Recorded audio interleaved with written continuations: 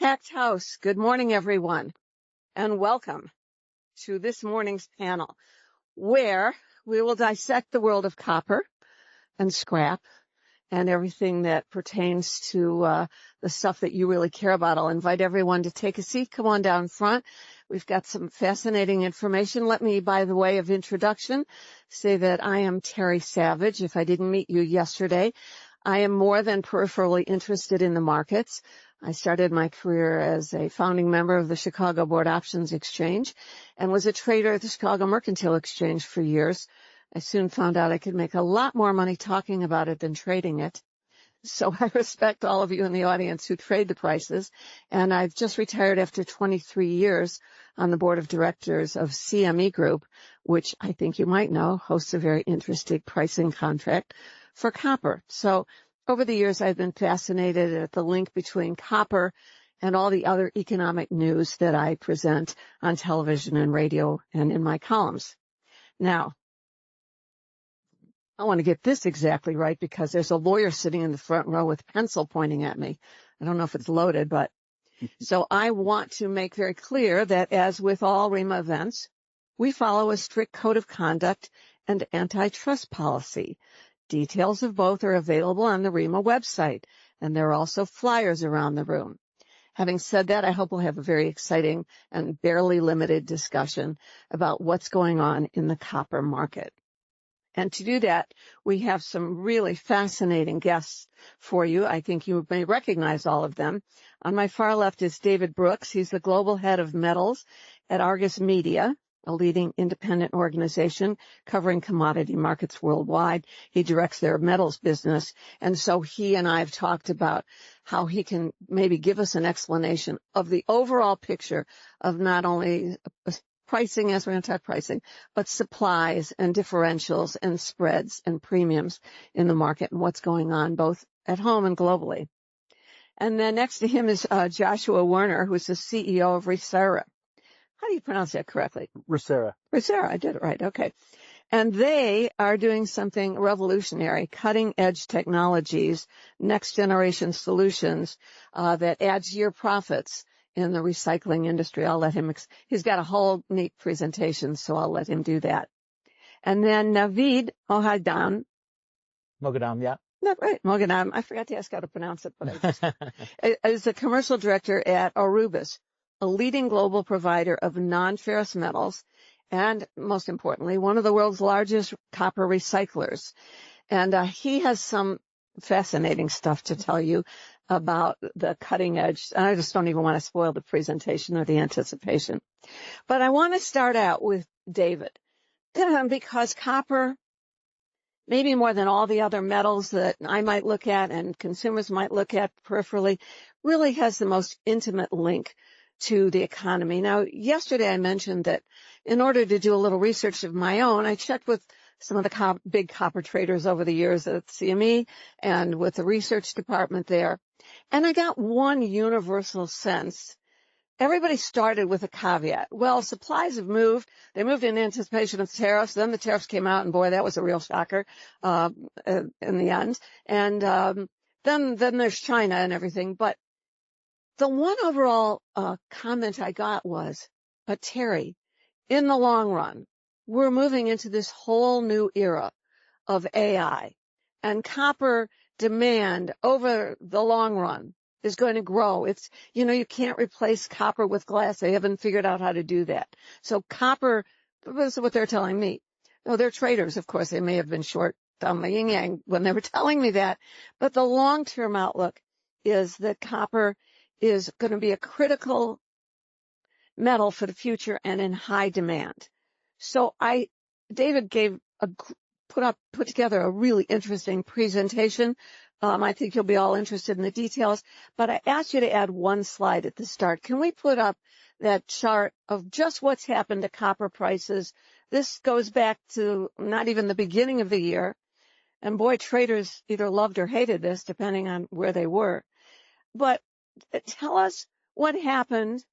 I mean, there we were in the middle of March. Life was cool. And then came Liberation Day. And then something happened in summer. Why don't you just give us a overview, David? Yeah, I mean, obviously the big spike you see there in July was caused in the first week of July. President Trump announced that there's going to be a tariff, 50% tariff on copper, and the market assumed that meant copper cathode, and so the market went crazy in the US. People started delivering copper into the US as fast as they possibly could, and the price for copper on COMEX, on CME, diverged from the LME price, and we saw a big arbitrage for, the largest in history, over $1.25, I think it was. And then barely 3 weeks later, it turned out that we weren't talking about a tariff on copper cathode, but on copper products. And so that obviously has an altogether different meaning. And so that very sharp drop you see there is when people realized that copper cathode prices weren't going to be so protected in the US, and so they collapsed back down actually below previous levels. And they've been pretty steady since then. Well, yeah, let me stop you there. Did you, as an observer of the markets, I mean, you write about this, how big a shock was it that it wasn't on cathode, that it was just on what they called finished or improved products? I mean, and why do you think that happened?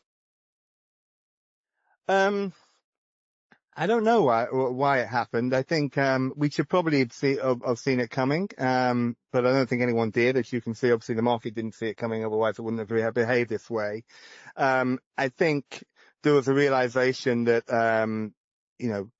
that the market needs cathode, right? Cathode imports. And that's why the market did respond so crazily, because without imports, there's a shortage in the US. So, I think probably there was a realization that it didn't make sense in its initial incarnation.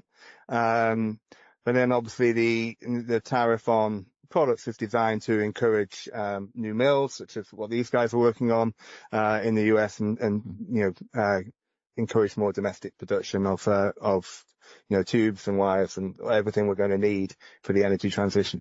Okay, now, I don't want to preempt your slides, so I'll just ask you just one or two more questions. You feel free to say, oh, that's in slide 4. Okay, but number 1, so for a moment anyway, not only was there a premium, but there was a huge actual oversupply in the U.S. Is that a market-moving thing at this point? Well, I don't know if oversupply is the right expression. There was a huge inventory boost, right? I think inventories went up to, probably have the numbers, but 300,000 tons or something, whereas like a year ago there were 40,000 tons. And so you have this massive inventory overhang now, right, in the US warehouses. That's bound to have some impact, some dragging impact on the market in the short term. I think it's fair to say that as quickly as the material came into the US, it can go out again. And so, I don't think we expect it to sit in the US warehouses for all that long, but it obviously is an overhang on the market for in the short term, I would think. Okay. And one more big overview question. I'll let you get to your slides. So, this is a big question. So where does China fit into all of this? Well, I mean, obviously we're here, talking about all sorts of different metals, and it doesn't matter what metal you're talking about. China is, central to the equation. I think, relevant particularly to this audience, they have been a major consumer of US copper scrap exports. That was another tariff issue in April. As part of their retaliatory package, the Chinese put a 34% tariff on US exports or US imports of copper scrap, and so we saw a little bit of a jump in the discount for copper scrap prices due to that. What we're seeing now, I think, after everything calmed down in July, I think we're starting to see the Chinese sort of return to the market, albeit not necessarily directly. Some of the US exports are finding their way to China via Japan or Korea and so forth, and so those discounts have calmed down again a little bit, back to sort of normal ranges of about 30 cents a pound. From at one point high of how much? Oh, they went up to about I think it was $1.20 or something like that. Okay. Let you get to your wonderfully prepared slide presentation just quickly. And if we've touched on those, that's fine, but you took the time to do this, so click through. Okay. I was going to, you would ask me yesterday, just before I get into it, about the acquisition that was announced. Oh boy, do you want to talk about that now? I was going to say that tech deal. Yeah, so Anglo-American and tech merger, really the acquisition by Anglo-American. I think it's interesting mainly because I think it indicates the long-term excitement about copper, right? This is Anglo, obviously one of the major integrated mining companies. This is the first one we've seen where there's a deliberate move to become a focused copper producer. Something like 70% of their combined revenues will be copper, and that's very deliberate, because they see copper as the coming force. And so I think it sets a nice sort of, it sets the scene of, copper as this big growth metal. And I think that's obviously what they're looking at. Whether the deal happens is a completely different matter. Now they're both kind of in play, you might see, other suitors, emerge for them. But as things stand, they'd be the fourth largest copper producer, I think, in the world. So, but I think it sort of paints the picture that what we're here talking about, which is the long-term growth of copper, and, investors obviously want to be part of that. Yeah, copper is hot for sure. As a thing. And you know how I know that? Because it took me a long time to figure out stainless and nickel and what the relationship was. But copper is in the news. It's in the headlines. It's in the retail financial market headlines. Okay. So I was fascinated by the spread. Talk to me about this slide. Okay. So this is what we were just talking about. So, the spreads were fairly consistent around so this is, I think, the number one copper. Oh no, this is Bear Bright, but it'd be the same sort of trend. They were fairly steady around the 20 to 30 cent range. And then, you can see that big drop in sort of April. That's the China effect, where, the Chinese put the tariff on. And so I think sentimentally, more than anything, there was an expectation that Chinese demand would go down. And so you saw an increase in that, an increase down to about 60 cents in the spread.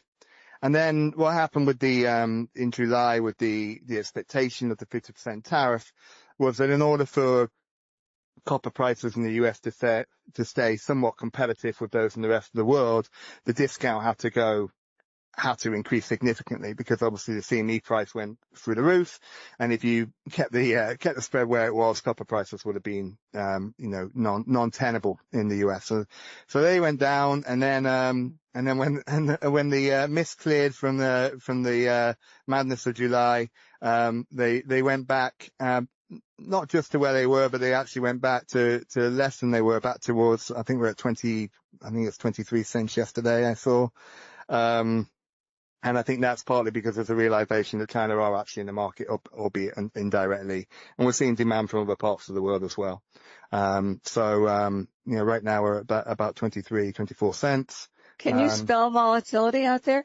I'm wondering about the impact. I mean, that's why CME exists, commercial.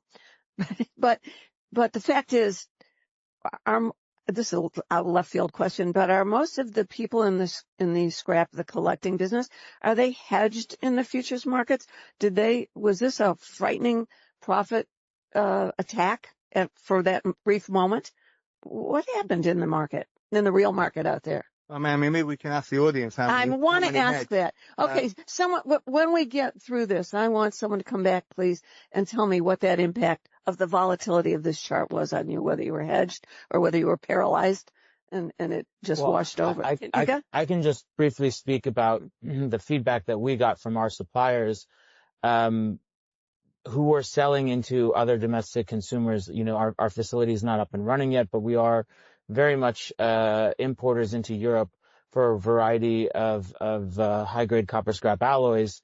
And the impact was tremendous because all of our suppliers who are used to buying on COMEX, selling on COMEX at very steady discounts, obviously had the rug pulled out from under them. And if you were stuck without a place to sell your material and a building inventory because your scrap yards continue to buy, it could have been very painful. It was very painful for some of our suppliers in the market. Those suppliers that, let's say, are actively participating in the export market were able to balance their position by increasing their LME hedges and reducing their COMEX hedges. But it was still painful. It's just the degree of pain that you felt depending on whether you had access to the export market or not. So this was very black swan for the domestic scrap copper market. Very much so. Okay. Is that back to normal now? I mean, not just the spread, but the trading? I mean, again, I would ask the people in the room. I think there's a little bit of a hangover, I think, but I think we're more or less back to normal. Okay. Yeah, we do want you to participate later. So let's get through some of these presentations and they'll have a good sense of what these experts know. We'll click through all that disclaimer stuff. Okay. That's the arbitrage. That's what you're talking about. Yeah, so that's what we've been talking about. So obviously you can see that big spike there in the ARB. I mean, the market's traditionally quite close together, right? The arbitrage trading prevents them from getting too separated. What we saw was a sort of an artificial separation because of the expectation of a tariff, and that's come back down, practically to zero. I think we've probably discussed that, but it's, when you see it in chart form, it's quite. Yeah, it's a picture being worth 1,000 words or more dollars. Yeah. So, obviously we saw, there's a lot of information on this slide, but, some of this is about the inventories that you were asking about. Mm-hmm. And so you did see a massive increase in CME inventories. And actually they went up again, this week, partly because the CME, recognized a new warehouse, I think, in New Orleans, and so that resulted in stocks going up again. I think it's important to note that this is not a global increase in inventories. This is a moving around of inventories. And so just as you saw the CME stocks go up, the stocks on SHFE and the LME went down. And in fact, I think overall they're down from where they were last year. So what you've got is a movement of the stock into the US, which was, in anticipation of a tariff that never happened. So I think you can expect to see that. So do you discount supplies and stocks in warehouse as an important pricing indicator because of this moving around phenomenon? Or do you discount it? Is it less important now because of the movements? No, I think they're important. As we said, they serve as an overhang on the market, right? Yeah. I mean, it's hard for, prices to take off when, there's 250,000, 300,000 tons of material in warehouse. That said, it's probably a temporary phenomenon. Okay. Well, I did have a question. So do you see the COMEX stocks leveling off or going down now that there is clarity about the tariff situation? And I asked that with the idea that if you can buy cheap LME cathodes that are also good deliverable on COMEX, I think there were some traders in the market that took big advantage of that, and that to me makes sense why you would see the stocks increasing. Do you expect it to level off or even go down? Yeah, I think I'm not in the forecasting business, but it would make logical sense that they would go down. The ARB has basically disappeared. I think it was something, it's very small this morning when I looked, and so there's no incentive to do that anymore. And the stock will go where the market is, and so I think you'll find some of that leaving the warehouses and possibly leaving the US again. But obviously, the most logical place for them is US consumers, and so I think that possibly serves as a sort of cap on price in the short term. But in the grand scheme of things, the global inventories are not high. And so I think they could get absorbed pretty quickly. And Josh, I'm going to leave you out because I know you've got a great presentation, but you're intent on increasing that supply. That is correct. Okay. Oh, let's get the rest of your charts, David, because this is a great context for any discussion. Yeah, so this is the volatility again. I think we touched on a lot of this stuff, but this is obviously talking about the spreads. Maybe this is perhaps useful to sort of move the conversation on. So some of this is a bit more macro. So obviously we've not touched really on everyone knows about the long-term trends. The expectations that copper demand is going to grow significantly. I think BHP said 50 million tons by 2050. You see a few different forecasts, but that seems to be more or less the idea, driven by obviously energy transition, EVs, solar, wind, and so forth, by data farms. I think that's probably been a bit overstated. If you look at the actual numbers, even by 2050, probably only about 6% of copper demand will be from data farms. It's enough at the margins to make a difference, but it's not the major driver. And then the other big driver obviously is, general economic development and, seeing the rest of the world sort of catch up with, developing countries catch up with the US and, the rest of, the developed countries in terms of their per capita use of copper. So people buy more air conditioning units, refrigerators, and so forth. So that's still a major driver, but the energy transition is the big story, and then the data centers is the sort of third part of it. So all of those obviously, point to big demand. I think supply is a big question. I think, at the moment, if you look at sort of confirmed projects, we're many millions of tons short of meeting that sort of 50 million, if that's the number we go with. It's going to require an increase in recycled material, which these Kents are obviously part of the solution for. I think we're going to have to see the percentage of, recycled material rise from, forget what it is now, 30 or 40% up over 50% to get anywhere near the supply we need. But then we're still going to need massive new mine construction, both greenfield and brownfield on top of that. But in the short term, none of that matters all that much, right? I mean, it's a very, what drives copper in the short term is macroeconomic, factors. Obviously the jobs report, things like that can impact it. Everyone's waiting to see what happens with interest rates. And, some of the fundamentals in the short term are not all that attractive. I mean, the housing starts was, I've been covering copper for 25 years. And, when I started, I was always told, look at housing starts if you want to know about copper prices. And, I think that's less true today than it was because of the other demand, segments. That said, it's still an important, indicator. And you can see they're not doing all that well. And they've not been doing all that well for quite some time. And so that's a drag on the market in the short term. And then, we talk about energy transition, and electric vehicles, obviously a big part of that. Everyone's expecting this huge boom in electric vehicle sales. But you look at those sales numbers, I think these are US numbers, and they're pretty lackluster really. 1.5% growth is not what you would call a boom industry. I think it's probably worth, noting that, again, this is the US, and perhaps we've been a little bit slower on adopting the electric vehicle than elsewhere. And for those of you that, have been to China, you'll see the green license plates are everywhere with that indicate the electric vehicles. I would say, it's well over 50%. So, some parts of the world are adopting electric vehicles a lot quicker than we are. But nonetheless, I think, even the most pessimistic optimists would have expected more than 1.5% growth.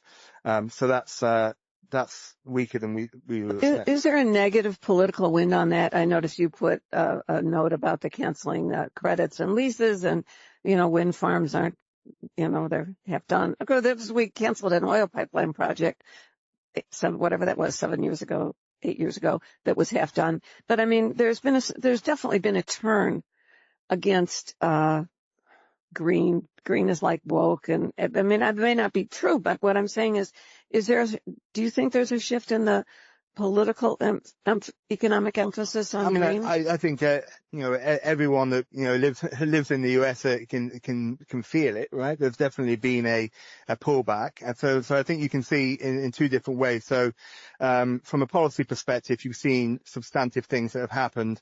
The wind leases, the cancelling of the wind leases is obviously a big negative for what had been a pretty good growth industry. And then the ending of the tax tax credits for solar is likely to dampen that industry. So as you can see there as being 30% growth as being one of the real bright spots, and obviously potential, demand point for copper. So I think from a policy perspective, it's impacted things like wind and solar.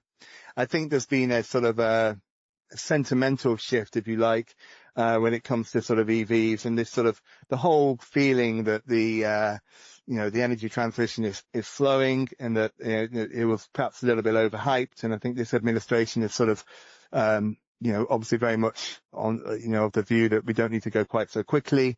And you can see from the vehicle sales, the air's gone out of the bubble a little bit. I think, long term, we're still headed towards more electric vehicles. Yeah. Who said we were all dead in the long term? We have to live in the immediate term. So let's talk about what we are doing immediately that makes an impact on the supply and the cost of the raw materials. So with that, I'm going to turn it over to Josh. And let's talk about how you get copper if it doesn't come from underground. Well, I appreciate that. So just quick disclaimer, I'm a recovering academic. I started out in industry, went to academia, and then back here in industry as the CEO of ReMA because of the immense needs and the tailwinds that we see. So what's fascinating to us, and again, this had its genesis probably about 4 years ago. We had a grant from the National Science Foundation, fascinating program. They something called ICOR. And they said, look, you guys are smart, but you have no idea how the real world works. So literally, they gave us a little budget to go out and start interviewing people in the market to actually find out what's going on. And I have got a couple of graphics. I'll go forward one more. I'll probably start off here, and then we'll go back to the text slide. But what we found is such a fascinating supply chain. You've got collectors, aggregators, some people that process scrap to upgrade it. And then if you look at the main routes back to copper products, you've got smelters, and you've got offshore processors that do quite a bit. And then you go into the remelt copper mills. And let me go back a little bit. This is what the pipeline looks like. And this is so fascinating. So the first big thing, and I've got legal sitting here in the front row, as an outsider, we couldn't get prices anywhere. And we found out that asymmetry of information was a huge driver in this industry. And as we look at this, and we started to figure out there's a couple great commodity grades. You've got your bare bright, number 1, number 2, and then those are readily processable, both onshore and offshore, depending on what your grades are and what they're going into. Then it gets interesting. Everything has a home. Some of those homes go to a smelter where you can see here you get your lower grade copper scraps, some mixed metals, and they've got some fabulous processes that are able to separate the copper, silver, preciouses, and among other things. But you see that it's really capital intensive, and there's a brief schematic diagram of how things get back into your pure copper cathode. A couple things we learned. If you don't have to buy cathode, people generally don't. If you don't have refining capacity, you have to use cathode to dilute to get the purities and meet your specs all the time. So that's fascinating. The next thing is there exists a marvelous opportunity in terms of logistics. Well, where do your copper smelters live? We've got a couple here in the States that are now processing secondary copper, but by and large, your mining smelters in Salt Lake City in Arizona can't handle copper scrap. The flash smelter in Salt Lake City, the form factor is such that they've tried it and it doesn't work. If you look at what they're doing in Arizona, sometimes they'll throw a bit of copper scrap in there to actually cool down their melt as part of the process. But if you look at where these are, a lot of your smelters are offshore. And so looking across, I think the Amarillo factory is the only site in the U.S. that could produce cathode from scrap copper. And applying this research, what we said is, gosh, wouldn't it be great if we could go vertically integrated to help scrap producers out? Could we have a modular, lot less capitally intensive, closed loop system that allows the U.S. market to go vertically integrated? And that's really where ReMA started out. So again, what you see us doing, and this is what's so fascinating about China, is you have a great case study in 2017 where the Green Sword Initiative, right? And looking at the World Bank data, it was fascinating to watch the precipitous fall in the amount of scrap that China was buying and how much demand increased in their near neighbors. The problem shifts around. It's really interesting how the scrap finds a way. So as we go forward, that's what ReMA is looking to do is fill that niche, lower grade and values that scrap. Yeah. So we can see that while you're talking. Yeah. So again, we fit in the place where the material's too fine for hand sorting or sensor sorting, and there's materials in there that you're not going to get full value out of smelters, and that's our sweet spot. And I'll turn it over. Wait, no. Don't turn it over yet. Wait. So can you do that? I mean, are you doing that? When are you doing that? I want to buy stock in your company. I mean, if you can really do that, is this a dream? Is this an academic concept of, well, we'll just disrupt the supply chain and make it a zillion% more efficient and useful and make us very independent and use all our scrap and fulfill all the demands of the future? Or is this just your pie chart? The answer is come and see it. We're based out of Lexington, Kentucky, and we've got, at the moment, 2 pilot plants. We've got a pilot plant that produces a 10 centimeter by 10 centimeter, and we've got a pilot plant that produces a commercial grade size 1 meter by 1 meter. Now, as we've gotten into this, we've determined this is a trickier problem than what most people advertise. The technology is only part of it, and you'll probably speak to this. Refining businesses run on their assays. And it was interesting talking to a e-waste smelter, and we had our customer discovery, and at the end of the conversation, so polite, they're like, well, good luck trying to run a hydromet process. I'm like, oh, why is that? And I said, look, our smelters, we can run batch. And they showed us a chart. They said, look your precious contained content going down over time. You've got lightweighting. People are trying to make their products more inexpensive. So the contained values creeping down. And they said, okay, that's part of it. When the e-waste market gets squoze, we can go after mill scrap, we can go after mining scrap, and so they're a little bit feedstock agnostic. And what you'll find on the hydromet side is a lot of the hydromet processes are tuned very specifically to certain sizes and certain feedstocks, combined with having to assay to know exactly when to settle your accounts on what you're purchasing. And so what we're doing, to answer your question of exactly where we're at. I was about to say, I know you all understood every word of that, but it was very Greek to me. But I want to come back to my original question. I know Naveed's going to say, yeah, and here's how we'll do it. But the question is, you've got pilot plants. Yep. What is that telling you about the feasibility of rejiggering the supply chain in this way in the U.S. and the time? Tell them 3 things.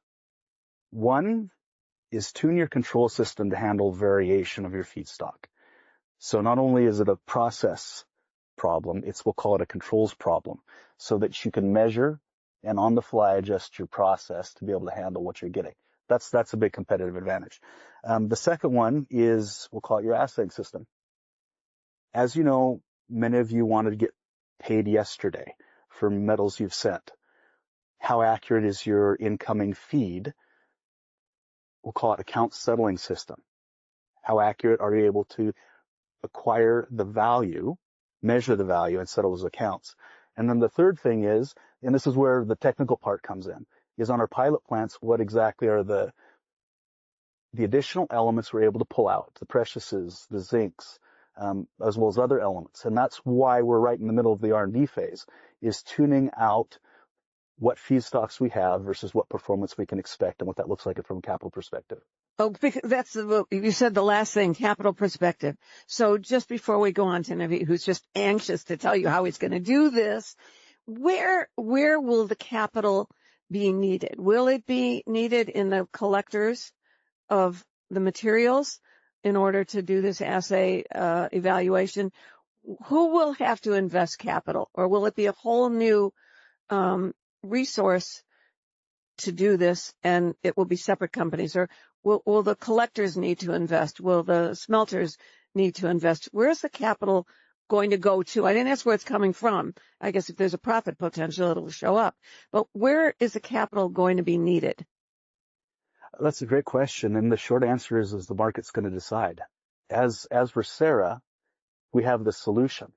And what's going to be interesting is understanding what that value proposition is and who exactly wants to play in that vertical integration. You're starting to see, and correct me if I'm wrong, is consolidation in the market. You've got scrap business being multi-generational, and you're starting to see a shift where you're starting to commoditize and apply science and technology to greatly enhance efficiencies. And in essence, that's what you see Recera providing or looking to provide as a business model, is an end-to-end solution that's going to be turnkey to allow people to get into copper refining that they wouldn't otherwise. So that's a little bit about Recera. Okay, we'll come back to you. But Naveed is bouncing in his chair because he has the answer to all my questions that were pretty naive. Okay, Naveed, your turn. Okay. Well, first of all, thanks everyone for attending this roundtable, and thank you, Terry, for inviting me to speak. Just to touch on a couple of things that were already said. In terms of where the money is coming from, I will say that we have spent a lot of money in the U.S. market, investing in the U.S. market for our new facility. And the way that we approach these problems of addressing the market and the recycling market is twofold. One, how can we best service the recycling industry? What do they need? But also, how do we add value to the supply chain? And the answer was our new facility in Augusta, Georgia, called Arubis Richmond. So describe that. I was going to say, before you get on to what it is, tell me what you have done already. Well, I'll just skip to the good stuff, which is, wow. 3 years ago, this was just dirt. Now it is a fully constructed $800 million first smelter of its kind for North America.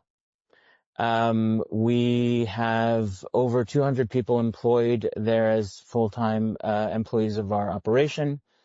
We are doing our first melt in a couple of weeks, and we are ramping up through the end of this year into next year on 4 TBRC smelters. That's a top-blown rotary converter. For those that don't know, it's you blow natural gas in, you spin the furnace, and you refine copper and smelt copper. Okay, I know you've got a presentation, but let me hit my top. Where did the money come from to do this? Well, we are a 159-year-old publicly traded company based in Hamburg, Germany, and A+ credit score, and we had the cash on hand, and our investors said, you either give us a dividend or you figure out how to use the money. And we figured out how to use the money in Augusta, Georgia. So, I hear the CEO was invited to the Masters and practically handed a green jacket just for creating all those legal jobs, right? Yeah. Okay. And given what happened last week at Hyundai, why it's a German company. Why in the U.S.? Few reasons. One, we wanted to be the first mover against our competition in Europe. So there is, as Josh highlighted on one of his slides, there are a number of other smelters that we compete with for scrap in Europe. And we see the U.S. as a key market and a growing market, and where development is happening. Also, energy prices in the U.S. are advantageous compared to Europe. And processing, but also with the idea and the trend that manufacturing will be reshored to North America, we wanted to be one of the first players to support that. Oh, just one more, and I'll let you get back to your whole plan slide presentation. Sure. But how big is this? How significant is this? And are you using some of what Joshua talked about in adjusting the supply chain? I can't really speak to Joshua's process, but I will say that a core investment there were 2 core investments going beyond our furnaces to smelt the copper. One was to make sure that we had industry leading sampling and assay capability. because when material is mixed, when our suppliers are trying a new chopping process or a new sorting process, we want to be able to give the most scientifically accurate representation of the elements contained. And so that was a huge part of our investment. And another part of our investment really is about our carbon footprint. And so we spent hundreds of millions of dollars just on making sure that the emissions involved with processing and creating we're creating copper blister would be industry leading. And so I can get into that as well. I've got a slide on that as well. I've got to do a step aside for a moment. So you're going to do your first, smelting pour? Yeah. When? In a couple of weeks. Okay. We have to talk afterwards. I'm going to call my friends at 60 Minutes. Okay. I think this is just, am I wrong? Do I think this is wrong. just astounding? I grew up with the Gary Steel mills, around the corner from Chicago, blasting smoke and stuff in the air. No, we're very excited. We're very excited to open our doors and bring in a variety of feeds that otherwise go for export right now, typically to Southeast Asia. So we're looking at the copper fraction that comes off of auto shredding and separating. The ReMA term is zebra. Some people call it shredded reds. We're buying that fraction. The insulated wire, mixed insulated wire that comes from auto shredding, that would be another fraction that we're taking. Printed circuit boards, so the circuit boards and the TVs and the phones and so on, we rely on our partners to process that material and extract the boards in a form that we can consume, but that'll also be a key form. So we're really investing in trying to develop the North American market to support that circular economy, which I also have a slide on. So, okay. Well, I'm speechless, so do your slides. Please. Okay. Maybe we work backwards. So I mentioned the circular economy. So I'll jump around a little bit and please stop me if it's confusing. But so circular economy is the core to our business model. Taking scrap, taking materials from the recycling industry, taking concentrates from the mining industry, turning them into pure forms that can then be shaped and processed into manufacturing raw materials. And that's what you see as you circle down to the 5 o'clock on the circle, where you see the different products that we produce. That goes into various industries. Let me just jump there. I know we mentioned that it may be falling out of favor, but we really view on the long term renewable energy, EV, digitization, urbanization as key drivers of demand on copper. And so we're already selling into those industries, and we view that as a part of our long-term business model. To back up on who we are, so I mentioned 159 years in operation, roughly 7,000 employees worldwide, operating in 20 different countries across 3 different continents. In total, in a year across our sites, we're consuming about 1 million tons of recycled materials in our facilities. So for people that prefer pounds, that's about 180 million pounds of recycled material per month. Where are our smelters? So 7 smelters, 6 in Europe. That's 2 in Germany, 2 in Belgium, 1 in Spain, 1 in Bulgaria, and the newest one in Augusta, Georgia, our Richmond facility. The products you see here, recycling is a key component and key part of what we're doing. You see the percentages represented in the various products that we produce. The cathodes, LBMA, good deliverable, gold and silver. We're the largest recycled tin producer in the world. So that's our Bierce facility, produces LME tin there. Talked about that. Let's talk about emissions for a second. Our goal is to be not just the best, but pushing the entire copper cathode industry and copper smelting industry to really reduce emissions.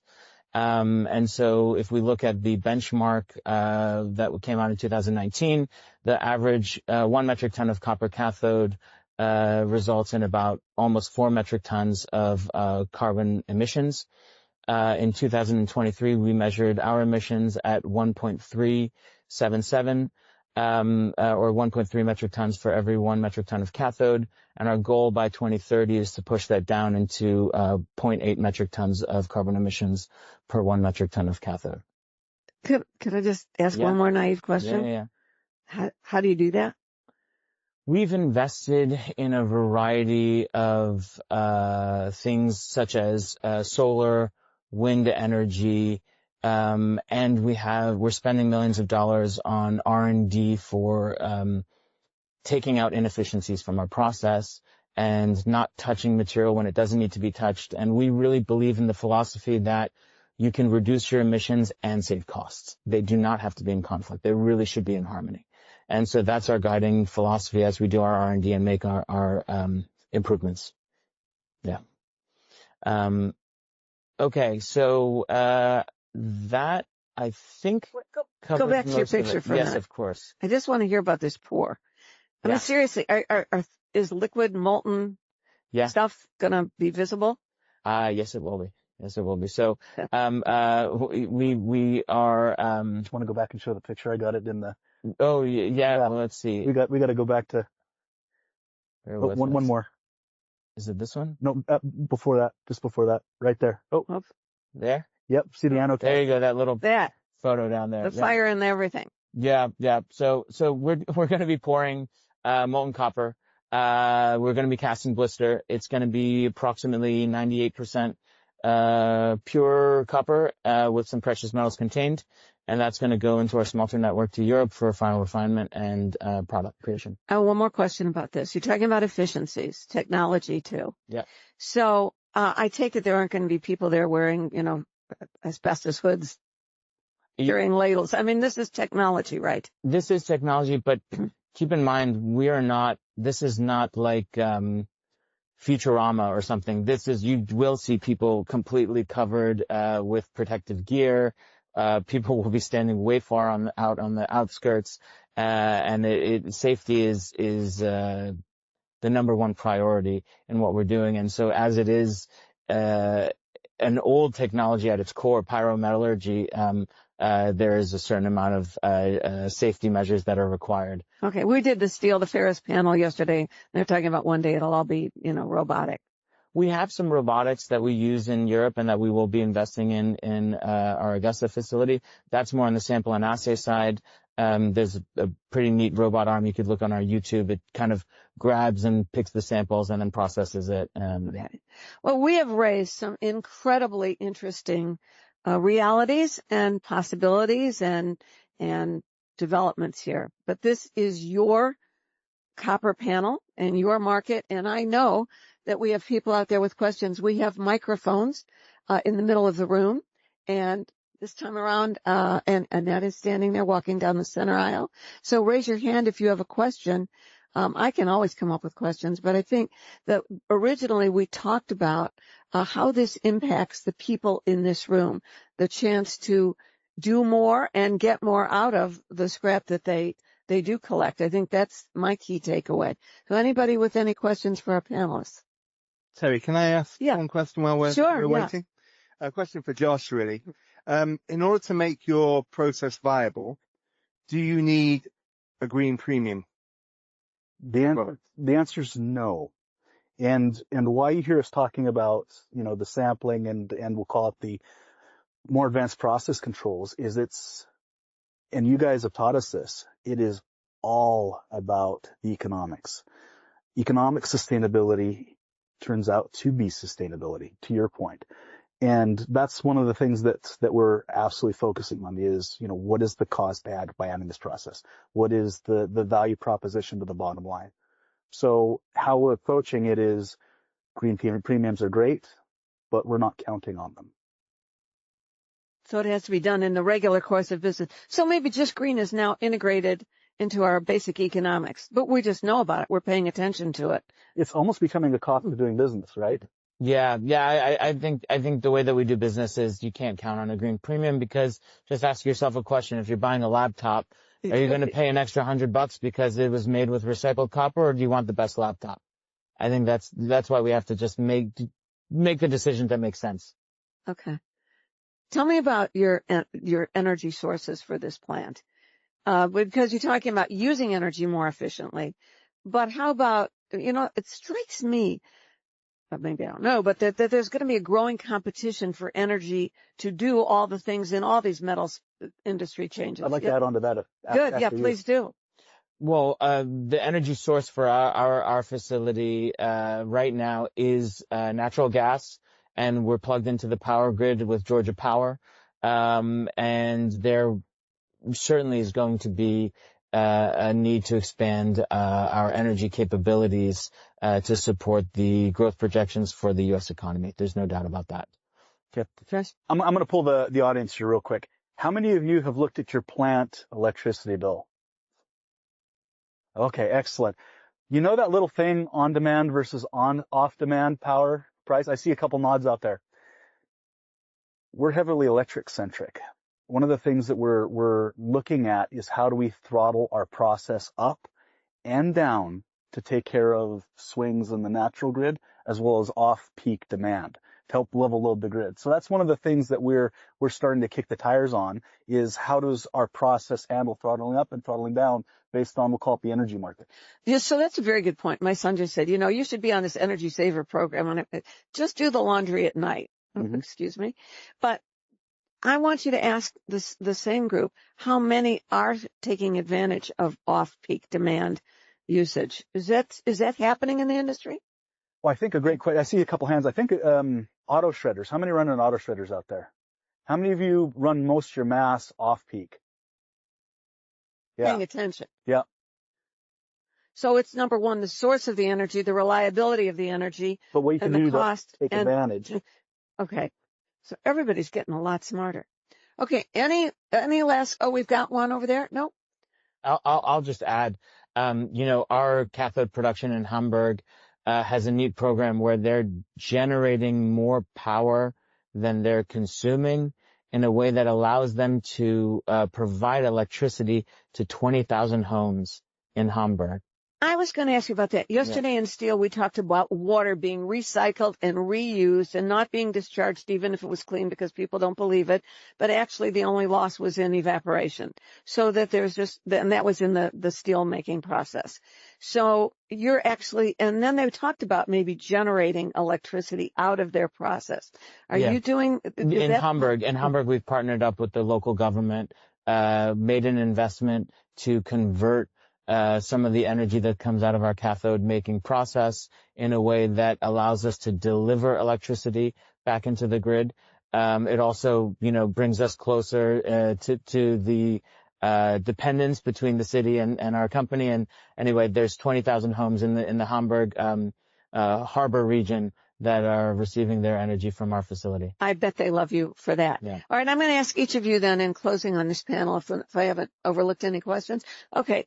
To each leave us with a useful thought for the people in this particular audience. You've done a great job of opening our eyes to the possibilities and to the realities of the markets as they exist now. So these people are in the business of providing and recycling the materials that, lead to copper, and we're going to need a growing use of it.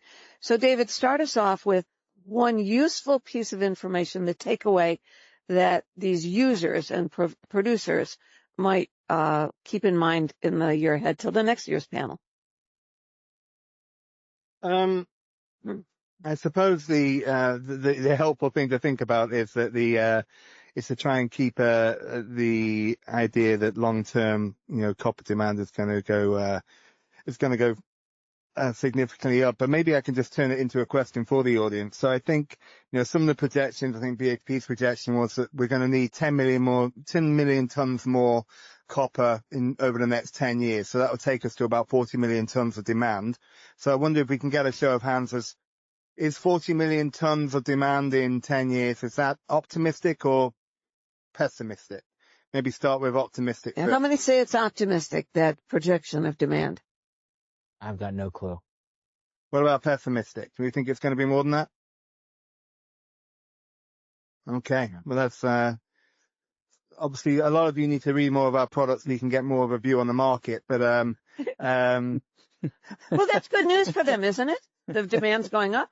well, of course it is. Yeah. Yeah. I mean, the Okay. challenges with copper, obviously, are in the short term, it tends to go up and down with the economy. So Right. it's, you know, As Lou Rukeyser used to say about the markets fluctuate. Sometimes they fluck down and sometimes oh yes, I couldn't say that. We have lawyers here. But they do fluctuate. Okay. I'm going to skip over to Naveed. What's your takeaway thought for this audience? Well, so my takeaway thought, and I'm probably preaching to the choir here because you're all here at the Copper Roundtable, but I think as I talk to some of our recycling partners in the U.S., steel gets a lot of attention, aluminum gets a lot of attention. Let's encourage our peers in the industry. Don't forget about copper. I hear a lot of companies just want a price per pound and get it off my yard and get rid of it. I would say we have a new sampling and assay capability in Augusta, Georgia. Let's work together and develop the U.S. market. And so that I can fill the smelter. So.